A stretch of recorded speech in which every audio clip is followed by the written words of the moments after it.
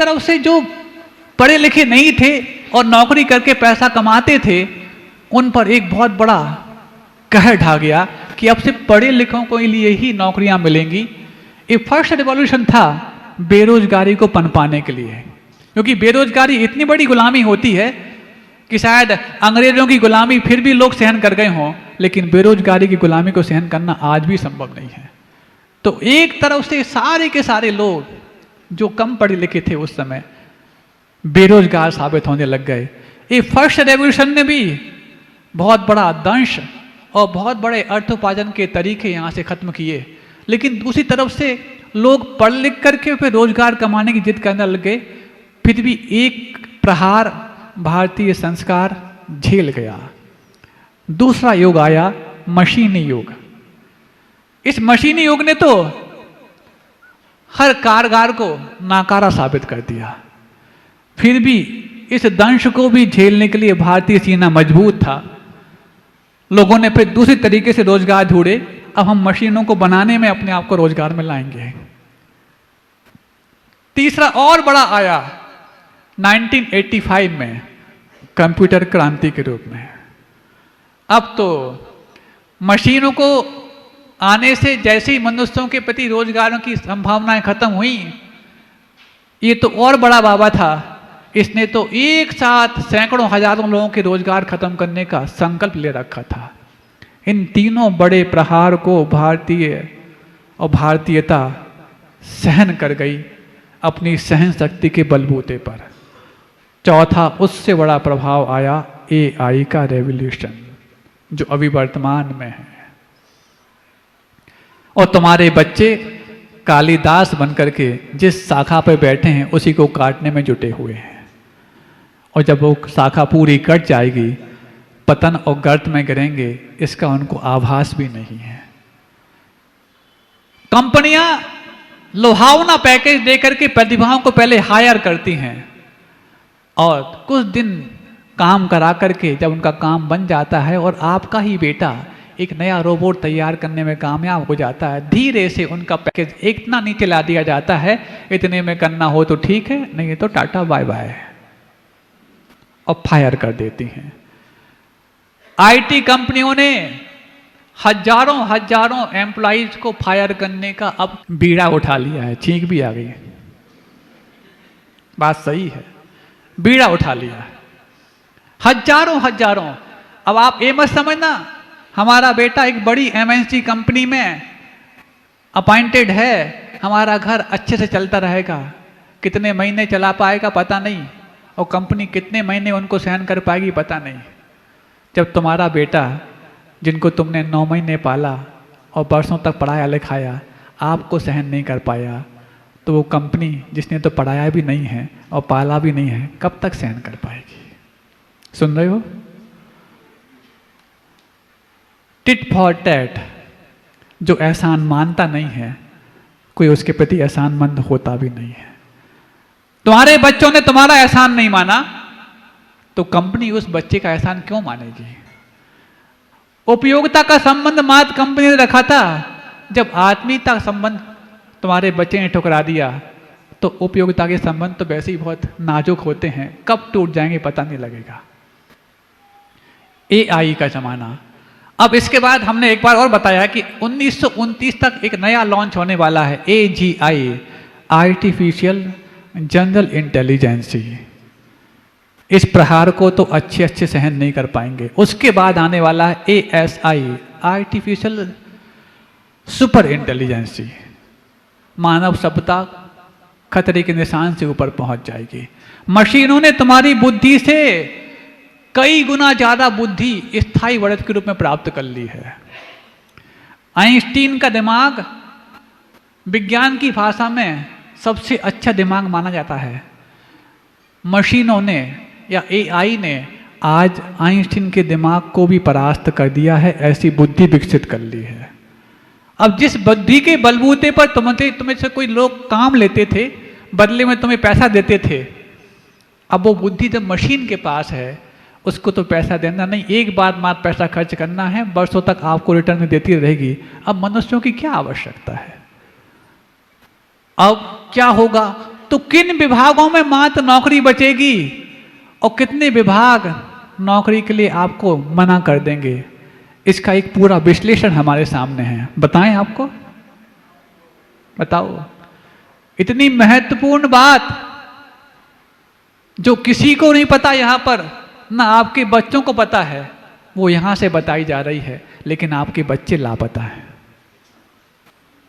सुना देना बच्चों को, यहां नहीं है तो बाहर बता देना कि महाराज ने कितनी महत्वपूर्ण बात यहां से बताई है।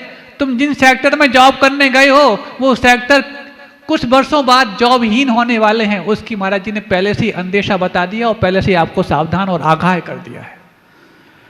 तो किन विभागों में मशीन स्थायी रूप से मनुष्य के दिमाग पर स्थायी बढ़त पा रही है, पहले मैं आपको जिक्र कर दूं। सबसे पहले प्रबंधन के क्षेत्र में अब मनुष्यों की नौकरियां जाने वाली हैं। तो MBA करके जो आपके बच्चे, चाहे हॉस्पिटल मैनेजमेंट हो, होटल मैनेजमेंट हो, इवेंट मैनेजमेंट हो, बहुत सारे मैनेजमेंट के कोर्स करने के बाद जब वो जॉब करने गए हैं, अब उनके लिए कुछ ही दिनों में टाटा बाय बाय होने वाला है, क्योंकि इन विभागों पर AI स्थायी बढ़त हासिल कर चुकी है।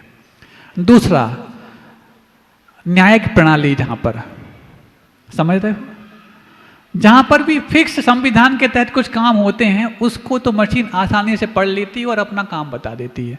अब वकीलों की ज़्यादा आवश्यकता नहीं, जजेस की भी ज़्यादा आवश्यकता नहीं, ये भी जॉब के लिए सुरक्षित क्षेत्र नहीं रह गए हैं। तीसरा, हॉस्पिटैलिटी, हॉस्पिटल, सुन रहे हो, अब तो रोबोटिक सर्जरी होने लग गई है, डॉक्टरों की आवश्यकता ही नहीं है। जब डॉक्टरों की नहीं है तो कंपाउंडर तो कोई वैसी आवश्यक नहीं है, नर्सेज की आवश्यकता नहीं, सब व्यवस्थाएं हैं, रोबोट सारी सुविधाएं देने के लिए तैयार है। अब नीट की तैयारी करा रहे हो, JEE की तैयारी करा रहे हो, काय के लिए? कुछ वर्षों बाद हम बेरोजगार हो जाएं इसके लिए। ये रिपोर्ट के मुताबिक बता रहे हैं, सर्वे के मुताबिक बता रहे हैं कि इन क्षेत्रों से नौकरियां खत्म होने को हैं। प्रबंधन का क्षेत्र, स्वास्थ्य का क्षेत्र, न्याय का क्षेत्र, प्रशासन का क्षेत्र। सुन रहे हो UPSC PSC की तैयारी करने वालों, सावधान। हाँ, ये बात अलग है, नेताओं का क्षेत्र को नहीं छुड़ा सकता। नेतागिरी के क्षेत्र में मशीन तुम्हारी जैसी बुद्धि की कुटिलता नहीं प्राप्त कर सकती, भले ही बुद्धि की बढ़त भली हासिल कर ले। प्रशासन अलग है, शासन अलग है। और नेता हर व्यक्ति बन नहीं सकता, लेकिन प्रशासनिक परीक्षाओं के लिए हर व्यक्ति जाना चाहता है। इस बार UPSC के प्रीलिम्स के लिए 20 लाख बच्चे बैठे, सोचो 20 लाख बच्चे। सीट्स कितनी हैं? 500-700, 500-700 सीट्स हैं। उसमें जनरल कितनी है? जनरल मुश्किल से 100 के भीतर हैं। 100 के भीतर जनरल सीट हैं। उसकी परीक्षाओं में पास होने के लिए कम से कम जनरल कैटेगरी के 10 से 15 लाख बच्चे बैठे। सोचो, कुल 20 लाख बच्चे बैठे। अब कितना कंपटीशन है। उसके बाद इन प्रशासनिक क्षेत्रों से नौकरियां पलायन करने को हैं, क्योंकि यहाँ पर अच्छी तरीके से काम करने वाली मशीनें आ चुकी हैं। अब आपकी कोई आवश्यकता नहीं है। इन्हीं भावनाओं के साथ अहिंसा परमो धर्म की खुली हवा भी जब दम घुटाने जैसी प्रतीत होने लगे, तो उस वक्त खुदगर्जी दिखाना बहुत आवश्यक है। खुदगर्ज होना, खुददार होना जिल्लत की संपदाओं से भी बहुत बड़ी अकूत संपत्ति मानी जाती है। और धीरे धीरे जैसे ही जिल्लत भारतीयों के मन पर हावी होने लगी, तो उन्होंने खुददारी का बिगुल बनाना ही उस समय अनिवार्य समझा। और ये भी एक खुदगर्जी ही मानी जाती है कि कर्मों की पराधीनता, जब हमारे मन और मानस पर बढ़ चढ़ कर के बोलने लग जाए तो मुस्कान की खुददारी कई बार भीतर से बहुत हरियाली पैदा कर जाती है। और मुस्कान की खुददारी जिनके पास हो वो संकेत के रूप में मुस्कुराते हैं, नहीं है तो ऐसे उदास बैठे रहते हैं जैसे अभी आप बैठे हो। महाराज समझ नहीं पाए आप क्या कहना चाह रहे हैं। एक चीज़ तो आपको प्रतिदिन प्रारंभ करते ही समझ जाना चाहिए, अब तो 20 दिन हो गए हैं, कि महाराज मंगलाचरण पूर्ण करें, जयकारा पूर्ण करें, उसके पहले जैसे ही आँख खोलें तो हम सबकी मुस्कान उनके लिए अभिवादन करती हुई पाई जाए। महाराज रोज याद रखते हैं लेकिन मंगलाचरण में ऐसे खो जाते हैं कि भूल ही जाते हैं कि हमें क्या करना है। आप रोज भूल जाते हैं, हम रोज याद दिलाते हैं, फिर आप भूल जाते हैं, फिर याद दिलाते हैं। मुस्कान भली भूल जाओ लेकिन अपने संकल्प को याद रखना, क्योंकि वो संकल्प जो आपने लिया है वो तो हजारों वर्षों तक सबके चेहरे पर मुस्कान बिखराने के लिए लिया। तो जैसे ही उन भारतीयों के मन में सन 47 के पहले की बात चल रही है, और सन 47 के पहले का मतलब सिर्फ सन 40 और 45 नहीं होता, शताब्दी 20 भी नहीं होती, शताब्दी 19 भी होती है, और उसके पूर्व 18वीं भी होती है। आबो हवा कहीं ना कहीं पराधीनता का दंश भारतीयों के मन पर भरने लगी है। लोगों के मन में ये समझ में नहीं आ रहा कि अब करें क्या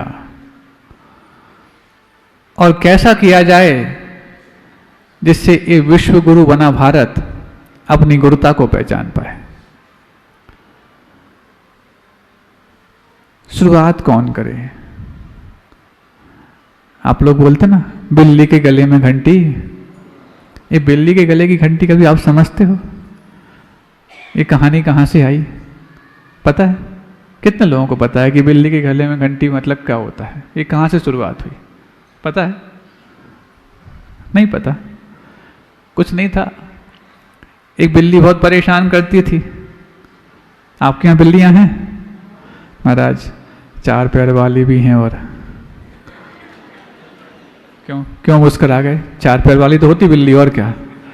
नहीं महाराज, उसके बाद जो आपने और कह दिया उस पर मुस्कुरा गए। मतलब मानते हो बिल्ली क्या? ये लोग कुछ भी मानते रहे, आप लोग नहीं। आपने तो इनके पुण्य का द्वार खोला है, इसलिए अपनी अनुमोदना अच्छे से कर लो पहले। हाँ। तो एक बिल्ली बहुत परेशान करती, कभी दूध पी जाए, कभी खाना खत्म कर जाए। वो खत्म करे तो कोई बात नहीं है, जूठा कर जाए। दिक्कत तो जूठा करने में होती है, जब चीज सामने दिखती रहे और उपयोग करने लायक ना बचे, जब जाके की दिक्कतें पैदा होती हैं। ठीक ऐसा ही समझना चाहिए, जब धन सामने दिखता रहे और उपयोग में आने लायक ना बचे, दिक्कत तब पैदा होनी चाहिए। भोजन सामने है, उपयोग करने लायक नहीं, तब तो दिक्कत पैदा होने लग जाती है। और धन सामने पड़ा है, उपयोग नहीं हो रहा, तब दिक्कत क्यों नहीं होती है? वो भोजन भी तो तुम्हारे धन से ही आया हुआ है। सुन रहे हो? अब समझ में आने लगा उनको कि ये बिल्ली बहुत ही खतरनाक हो चली, इसके गले में घंटी कैदी बांधी जाए। घंटी बांधने की बात इसको पता कैसे लगाए कि ये बिल्ली आ गई है, ताकि हम जागृत हो जाएं। तो किसी ने कहा इसके गले में घंटी बांध दो, जब भी आएगी घंटी बजेगी तो हम समझ जाएंगे कि अलर्ट हो जाओ, इसको भगा दिया करेंगे। क्योंकि वो अहिंसक लोग थे, हिंसक नहीं, हिंसक तो फिर कुछ भी कर सकते थे, अहिंसक लोग थे। अब घंटी बांधे कैसे? पकड़ में आए बिल्ली तब तो घंटी बांधे। तो फिर किसी ने कहा एक तरीका है। क्या तरीका है? एक घड़ा लो, घड़े का मुख इतना हो कि बिल्ली का मुख उसमें जा सके, क्योंकि बिल्ली का यदि मुख कहीं से निकल गया तो फिर उसको कहीं से पार होने में दिक्कत नहीं। आपकी सलाखें होती है ना, खिड़कियों की सलाखें, यदि उसमें से उसका यदि मुख पार हो जाए तो कितनी भी बड़ी बिल्ली वो पार हो जाएगी, और मुख पार नहीं हो जाए तो फिर मुश्किल पड़ जाएगी। तो एक ऐसा घड़ा था जिस घड़े में दूध भरा हुआ, बिल्ली उसको पीने आएगी तो बिल्ली के गले में घंटी बांधना है तो पहले घड़े में घंटी बांध दो, घड़े के गले में। और जैसी बिल्ली उसमें मुंह डालेगी घंटी बजेगी, घड़े की बजेगी। और जैसे ही मुंह डाला, वो तो मुंह डाल करके पीने में लग जाएगी, वो देख नहीं पाएगी। और जैसी घड़े में मुंह डाला, घंटी बजी, घड़े को फोड़ देना तो घड़े की घंटी बिल्ली के गले में बन जाएगी और हमारा काम हो जाएगा। ऐसे हुआ। अब बिल्ली के गले में घंटी कौन बांधे? क्यों, कौन बांधेगा? मतलब पहले बिल्ली तो बताओ, वो घड़ा बताओ कौन सा है। अरे घड़ा तो तुम्हारे पुण्य का है, वो घंटी बांधने की शुरुआत जिनने की है वो भी कम पुण्यशाली नहीं है। तो उस समय आजादी का बिगुल बजना था, कैसे बजे, कौन शुरुआत करे? क्योंकि धीरे धीरे आतताइयों ने पूरे भारतवर्ष पर ऐसा शिकंजा कस लिया था कि उस शिकंजे से परेशान होकर के अब लोग दम होते हुए भी नाक में दम महसूस कर रहे हैं। क्या किया जाए, कौन करे, पता नहीं। लेकिन कभी भी किसी बड़े परिवर्तन को अंजाम देना हो तो शुरुआत बड़े से ही होती, ऐसा तो नहीं। शुरुआत छोटे से भी हो सकती है और शुरुआत इकाई से भी हो सकती है। जब भी जीवन में कुछ यूनिटी की बात आए, यूनिट पहले बनना पड़ता।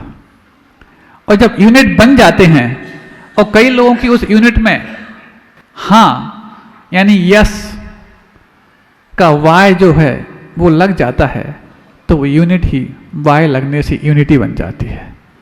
और जब यूनिटी बन जाती है, उस वक्त जो यूनिट बना था वो यूनिक करार दे दिया जाता है। बात समझ रहे हैं आप लोग? यूनिटी के लिए यूनिट आवश्यक है और जो यूनिट बना था वो यूनिक कहलाने लग जाएगा जब यूनिटी पर्याप्त हो जाएगी। आप लोग यूनिटी में हैं कि नहीं? महाराज अब तो बहुत हो गए और 20 दिनों में तो इतनी यूनिटी हो गई कि मंदिर के प्रति विश्वस्त व्यक्ति अब ज़्यादा तादाद में हो गए हैं और जो थोड़े बहुत तादाद में बचे हैं वो भी अविश्वस्त नहीं है, विश्वास तो करने लगे हैं लेकिन धीरे धीरे विश्वास कर रहे हैं। कौन शुरुआत करे? दोनों बातें पैरेलल चल रही हैं। आपकी भी आज़ादी, क्यों? अभी तक हम बंधन में थे। बंधन में इसलिए थे कि इतना बड़ा विश्वास गुरुओं ने किया था और हम पूरा नहीं कर पा रहे थे, तो अपने आप को अपने ही भावनाओं से, अपनी ही धारणाओं से बंधे हुए पाए जा रहे थे।